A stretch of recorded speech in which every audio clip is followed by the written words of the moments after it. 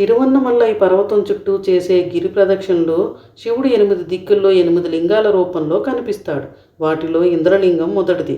ఇది తూర్పు దిశలో ఉంటుంది. ఒకప్పుడు దేవతల అధిపతిగా ఉన్న ఇంద్రుడు చాలా గర్వంతో ఉండేవాడు. తానే శ్రేష్ఠుడని అనుకొని అహంకారంతో వ్యవహరించేవాడు. ఈ అహంకారమే అతనిని శివుని పూజలో నిర్లక్ష్యం చేయించేలా చేసింది. శివుని గొప్పతనాన్ని తక్కువ చూశాడు. శివుడు దీనిని సహించలేక ఇంద్రుని గర్వాన్ని కడిగేయాలనే ఉద్దేశంతో అతనికి కొన్ని కష్టాన్ని ఎదుర్కొనేలా చేశాడు. ఇది ఇంద్రుని గర్వాన్ని తగ్గించేలా పనిచేసింది. తాను తప్పు చేసినట్టు తెలుసుకున్న ఇంద్రుడు అహంకారాన్ని వదిలిపెట్టి శివుణ్ణి శరణు వెళ్ళాడు.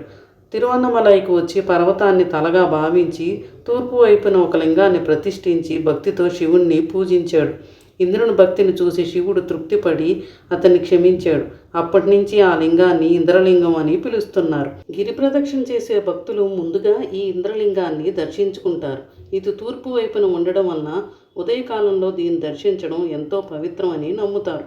ఇక్కడ లింగాన్ని ధ్యానం చేయడం వలన అహంకారం, అజ్ఞానం తొలగిపోతాయని విశ్వాసం ఉంది. ఎంత గొప్పవారైనా శివుని ముందు వినయం అవసరం. ఇంద్రుడి ఈ విషయాన్ని తెలుసుకొని శరణు వచ్చాడు. మనం కూడా భగవంతుడి దారిలో నడవాలంటే మనసులో భక్తి, వినయం ఉండాలి.